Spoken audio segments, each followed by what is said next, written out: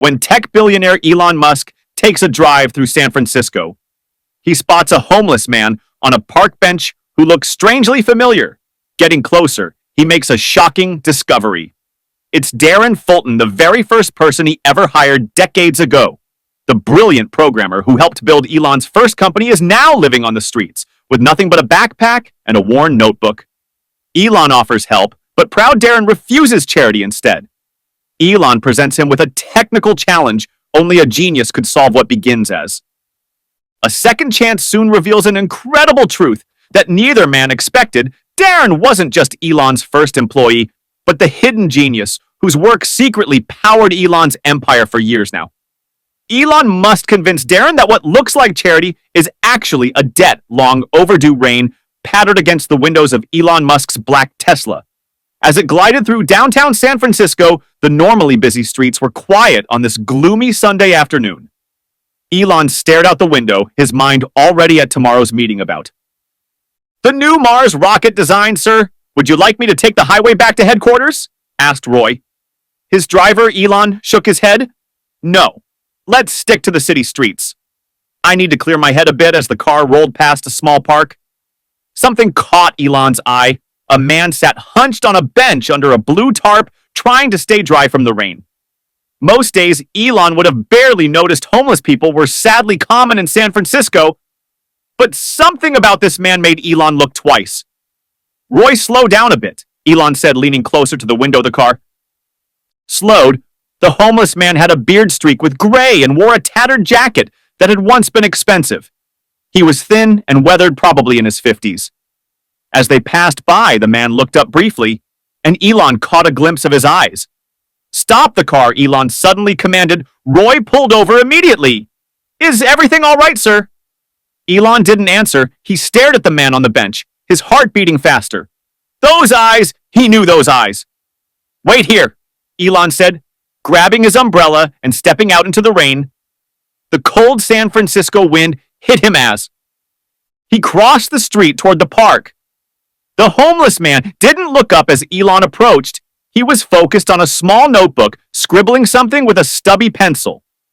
Elon stood there for a moment, umbrella in hand, rain soaking his expensive shoes.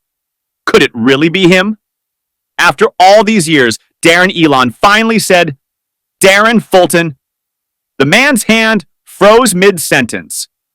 He slowly looked up, squinting through the rain at the billionaire standing before him. Confusion crossed his face. Then a flash of recognition quickly replaced by something that looked like shame. "Elon." The man's voice was raspy, as if he hadn't used it in a while. "Elon Musk." Elon nodded, a mixture of emotions washing over him. This was indeed Darren Fulton, the first employee he'd ever hired back when he started Zip2 in 1995.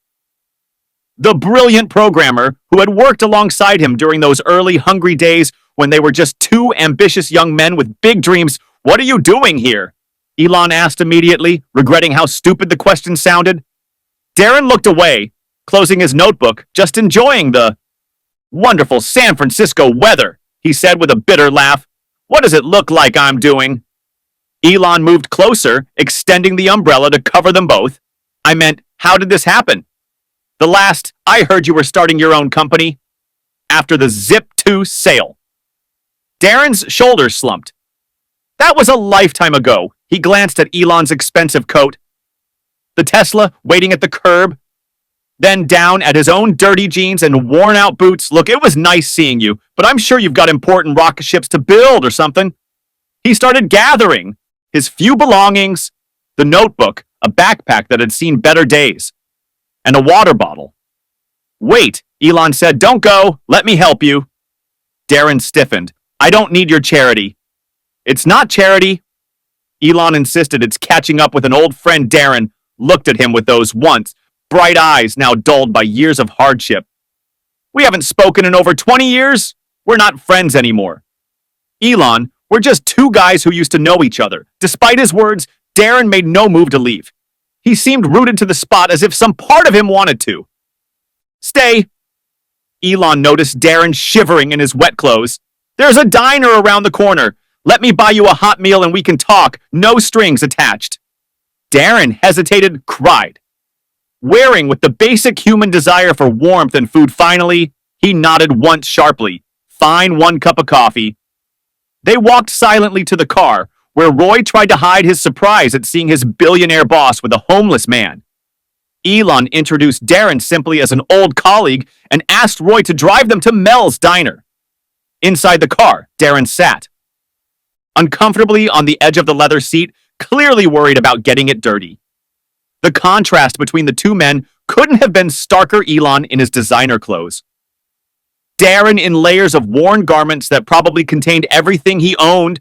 So Darren said after a moment of awkward silence, "I hear you're sending people to Mars now."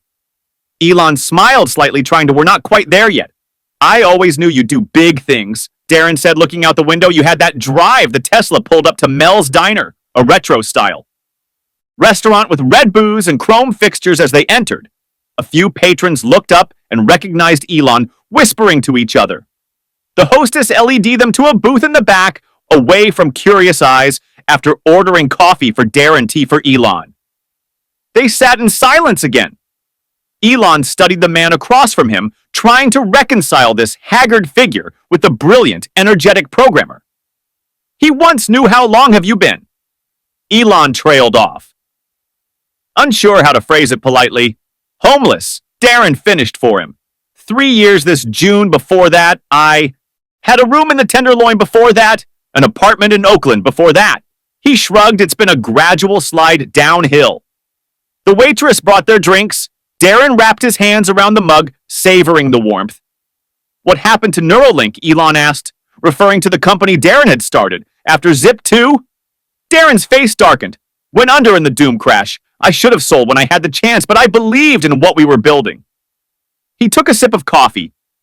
"After that, it was one bad decision after another. Investments that failed, a business partner who cleaned me out. Divorce." He waved his hand dismissively. "The usual sad story. And family friends. My ex-wife remarried and moved to Chicago with our daughter. I haven't seen Emma in 8 years. She's in college now." A flash of pride crossed his face. "Face MIT, she got her brains from her old man. Have you reached out to her?" Darren shook his head and said, "What?" "Hey, sweetie, it's your homeless dad." "No, she's better off without that burden." Elon frowned. "She might not see it that way. Trust me, it's better this way," Darren said firmly. He changed the subject. "So you're with the second richest man in the world?" "Now first, it changes week to week," Elon said dismissively. "It doesn't matter," says the man who never has to worry about where his next meal is coming from, Darren replied. But there was no real bite to his words, just tired resignation. Elon leaned forward. "Darren, let me help you. I can get you a place to stay. Clothes, whatever you need to get back on your feet." Darren's face hardened, and then what I'll always be the charity case, the cautionary tale. Poor Darren. He could have been Elon Musk, but instead, he ended up on the streets. He shook his head. "No thanks, that's not how I see you." Elon said quietly. "No, then how do you see me?" Elon met his gaze directly. "I see the guy who helped build Zip 2 from nothing. The first person who believed in my vision enough to take a chance on it, someone I respected." Darren looked away, blinking rapidly for a moment. The old Darren, brilliant, proud, determined, seemed to surface through the layers of hardship. "I appreciate the sentiment," he finally said, "but I think I should go." He started to stand, but Elon reached out and grabbed his wrist. "Wait," Elon said, "I have a proposition for you." Darren slowly sat back down, suspicion in his eyes. What kind of proposition? Elon took a deep breath. What he was about to suggest wasn't something he'd planned. It had just come to him sitting here across from his former colleague, but somehow it felt right not to Elon promised something else entirely. Darren raised an eyebrow, waiting for Elon to continue the diner's fluorescent. Lights highlighted the deep lines on his weathered face. "But before I tell you about it," Elon said, "I want to remember how we met. Do you ever think about those early days?" A small smile crept onto Darren's face, despite his best efforts to remain guarded. Sometimes the diner faded away, as both men's minds drifted back to 1995. 24-year-old Elon Musk sat hunched over a computer in a tiny office, and Palo Alto pizza boxes and empty soda cans littered the floor. His brother Kimball paced behind him, talking excitedly about their new company. Zip 2 were going to revolutionize how businesses connect with customers online, Kimball said, but we need help with the coding. You can't do it all yourself, especially while you're taking classes. Elon nodded, rubbing his tired eyes. I know I've put up flyers at Stanford and Berkeley. We've got 3 interviews tomorrow. The next morning, they met with 2 computer science students who seemed more interested in the free pizza than the actual work. Then Darren Fulton walked in at 22. Darren was younger than Elon and had just graduated from Stanford with a computer science degree. He wore wire-rimmed glasses and carried a notebook filled with ideas, while the Musk brothers explained their vision for an online city guide that would connect consumers with local businesses. Darren nodded thoughtfully, asking smart questions about the technical challenges. The real problem, Darren said, is making it work with the limited internet speeds most people have. Have you considered using a vector-based mapping system instead of bitmap images? Elon and Kimball exchanged looks. This was exactly the kind of thinking they needed. Can you start tomorrow? Elon asked. Darren grinned. I can start today, that afternoon. The 3 of them worked side by side in the cramped office. Darren typing away at lightning speed, Elon sketching out user interfaces, and Kimball making calls to potential business clients. I think we need to restructure the entire database. Darren said around midnight the way it's set up now. It'll crash once we have more than 100 businesses in the system. Elon, who had been coding for 16 hours straight, groaned. That means starting over, not completely. Darren said, I have an idea for the next 3 days. They barely left the office. They slept on the floor, ate cold pizza, and drank enough coffee to power a small country. By the end, they had rebuilt the database using Darren's innovative indexing approach. This is brilliant, Elon said, watching the system handle test data at 10 times the volume they'd managed before. Where did you learn to code like this?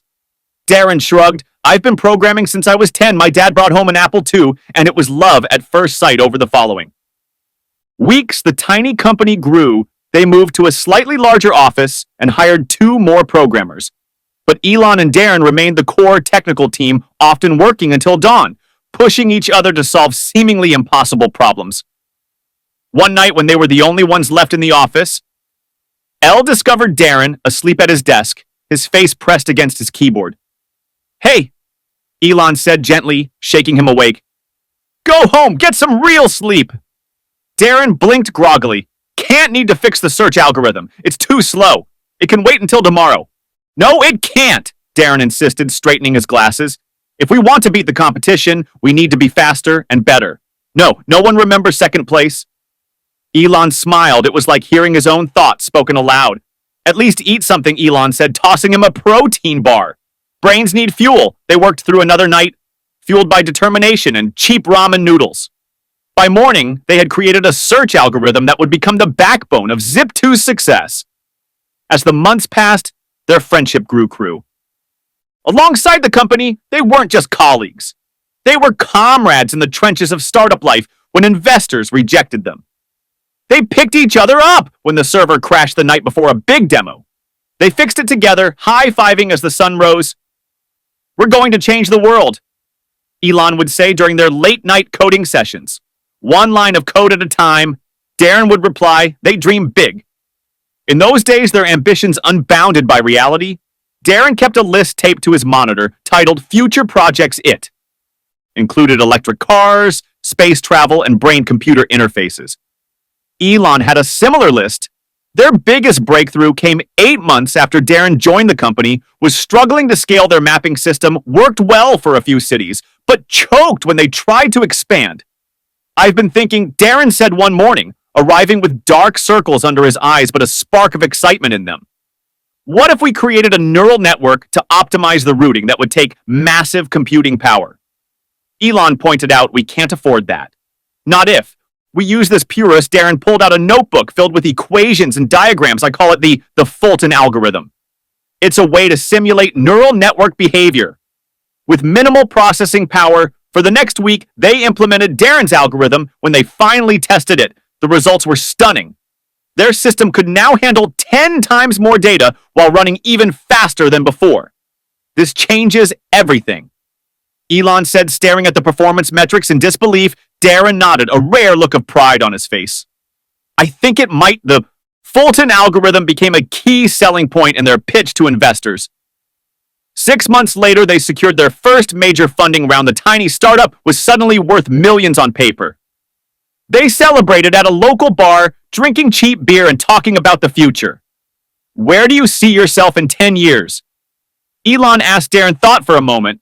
Running my own company? Something in neural networks or artificial intelligence? What about you, Space? Elon said without hesitation. I want to put humans on Mars. Darren laughed, of course. You do then. More seriously, you'll do it too. If anyone can, it's you. We both will. Elon insisted change the world. I mean, in our own ways, they clinked their bottles together in a toast to the future. As Zip2 grew, so did their responsibilities. Elon became more focused on the business side. While Darren led the technical team, they still had their late-night coding sessions. But they were less frequent. Success was changing them slowly but surely. By early 1999, Zip2 had become a major player in the digital city guide. Space Compact Computers, ALAV Vista Division, made an offer to buy the company for $37 million the day the deal was announced. The office erupted in celebration. Most employees would receive substantial payouts. Elon would get $22 million as the largest shareholder. Darren, who had joined so early and been given founding team equity, would receive $1. $2 million that night. They sat on the roof of the office building, sharing a bottle of expensive champagne that Kimball had bought. We did it, Elon said, looking out at the twinkling lights of Palo Alto. And this is just the beginning. Darren nodded. What's next for you? I'm thinking about online payments. Elon said the internet needs a better way to move money. That sounds promising. Darren replied, I'm going to start my own thing too. I've been developing some ideas around neural interface technology. I'm calling it Neuralink. Sounds ambitious. Elon said, with approval, but if anyone can make it work, it's you. They sat in comfortable silence for a while, sipping champagne and contemplating their futures. Promise me something. Elon said suddenly, don't be a stranger. Whatever happens next, let's stay in touch, of course. Darren agreed easily. Partners for life, they shook hands. Under the stars, full of optimism and grand plans. Unaware of how differently their paths would unfold back in the present day. The memory faded. Darren stared down at his coffee cup, now empty. We really thought we were. Invincible. Back then, he said quietly. Elon nodded. We were young and stupid. Darren added with a slight smile. Maybe, Elon agreed, but we were right about one thing. We did change the world. Darren's smile faded. You changed the world. I just existed. That's not true, Elon said firmly. The Fulton algorithm was revolutionary. In fact, he paused, considering his next words carefully. That's actually related to what I want to propose. Darren looked up, curiosity breaking through his guarded expression. What are you talking about? Elon leaned forward, his eyes intense. I have a problem, a technical problem that none of my engineers have been able to solve. It has to do with neural network optimization for the new Tesla self-driving system. And you think I can solve it? Darren asked skeptically. I haven't coded seriously in years, I think. Elon said slowly that the same brilliant mind that created the Fulton algorithm is still in there, and I'm willing to bet on it. Darren shook his head. You don't know what you're talking about. I'm not that person anymore. Prove it, Elon challenged. Try to solve the problem. If you can't, no harm done if you can. He let the sentence hang in the air between them. Darren stared at him for a long moment. What exactly are you offering a chance? Elon said simply, not charity. A legitimate opportunity based on what you can do, not who you were or where you've been. The waitress approached with the check. Elon paid it without looking at the amount as she walked away. Darren finally spoke. Tell me more about this problem. Elon opened his mouth to respond. When his phone buzzed, he glanced at it and frowned. I need to take this. It's about the rocket test tomorrow. He stood up. Let me get this call, and then we'll talk details. As Elon stepped outside the diner to take his call, Darren sat alone at the booth. His mind drifted back to the days after the Zip2 sale, when his life had taken such a different path from Elon's. The spring of 1999 felt electric. With possibility, the internet bubble was expanding, money was flowing freely, and Darren Fulton had just deposited a check for $1. $2 million into his bank account. It was more money than he had ever imagined having. He rented a small office in San Jose and hung a sign on the door, Neuralink Technologies. His vision was to create interfaces between computers and the human brain, something that seemed like science fiction to most people. But Darren believed it was possible. Meanwhile, Elon had already founded XCOM, an online payment company. They met for lunch, occasionally sharing stories about their new ventures during one such lunch. Elon seemed distracted. Everything okay? Darren asked, just thinking about a merger. Elon said, there's this company called Confinity. With a product called PayPal, we're discussing joining forces sounds. Big, Darren said. Neuralink is still just me and 2 part-time programmers. How's funding? Elon asked Darren.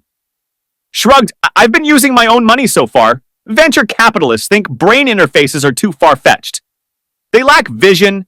Elon said, if you need investors, I could help. Thanks, but I want to do this on my own, Darren replied.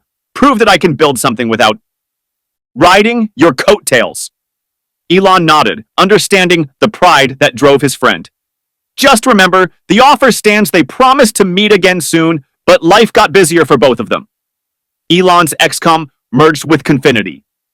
Eventually becoming PayPal, Darren poured his heart, soul, and bank account into Neuralink. By late 2000s, Darren had developed a prototype that could read basic brain activity and translate it into computer commands. It was primitive, but promising. He was preparing to seek major investment when Theon bubble began. To burst almost overnight, venture capital dried up. Tech companies that had been worth millions were suddenly worthless. Darren watched his opportunities vanish one by one. He called Elon, who was fighting his own battles at PayPal. I'm running out of money. Darren admitted no one wants to invest in brain interfaces during a tech crash. Can you pivot? Elon asked. Find a more immediate application. That would mean abandoning everything I've built. Darren said, I believe in this technology. Elon is just ahead of its time. Sometimes timing is everything, Elon replied. My offer to invest still stands, but Darren's pride wouldn't let him accept help. I'll figure it out. He took out a second mortgage on the small house he'd bought with his Zip. To money, he laid off his 2 employees and moved the company into his garage. He worked 18-hour days surviving on ramen noodles and determination. In July 2002, Darren saw the news PayPal had been sold to eBay for $1.5 billion. $5 billion! Elon had walked away with $180 million the same day. Darren's landlord called to remind him his rent was late. Again, they spoke less frequently. After that, Elon was busy starting SpaceX and investing in a new electric car company called Tesla. Darren was desperately trying to keep Neuralink alive when they did meet for coffee. In late 2003, the contrast between them was stark. Elon arrived in a sports car talking excitedly about rocket designs. Darren drove a car with a failing transmission and had circles under his eyes from lack of sleep. You should take some time off, Elon suggested, concerned by his friend's appearance. You look exhausted. Can't afford to. Darren said, I'm close to a breakthrough. Let me help, Elon offered again. I believe in what you're doing. No, Darren insisted. I just need one good investor who sees the potential. He thought he'd found that investor in Blake Thornton, a wealthy tech entrepreneur who expressed interest in Neuralink. Blake offered to invest $5 million for a 51% stake in the company. That's a controlling interest, Elon warned when Darren told him about the offer. Are you sure you can trust this guy? What choice do I have? Darren asked. I'm out of money, and the technology is too important to abandon against Elon's advice. Darren took the deal for a brief time. Things improved. Neuralink moved to a real office again. Darren hired a small team. The technology progressed. Then Blake started making changes. He wanted to shift focus from medical applications to military contracts. When Darren resisted, Blake reminded him who owned the majority of the company. 6 months later, Blake called a board meeting and voted to remove Darren as CEO of his own company. The technology he had sacrificed everything for was no longer his to control. He can't do this, Darren told his lawyer. Neuralink is my life's work. He can and he did, the lawyer replied. You signed away your rights when you gave him 51%. Darren called Elon, who was in the middle of a crisis at SpaceX. Their third rocket had just failed to reach orbit, and the company was nearly bankrupt. I lost everything, Darren said.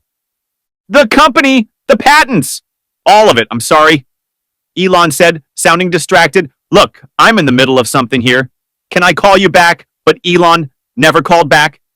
He was fighting to save SpaceX, working 100-hour weeks, sleeping on the factory floor by the time he came up for air. Months had passed when he finally tried to reach Darren. The number was disconnected. He sent emails that bounced back. He even drove by Darren's house, only to find new owners living there. Darren had vanished. Meanwhile, Darren's life continued its downward spiral. The housing market collapsed in 2008, wiping out what little remained of his savings. His wife, unable to handle the stress of their financial problems, filed for divorce. He moved to a small apartment in Oakland, taking whatever programming jobs he could find. He watched from afar as Elon's companies thrived. SpaceX successfully launched rockets. Tesla produced electric cars that people actually wanted to buy.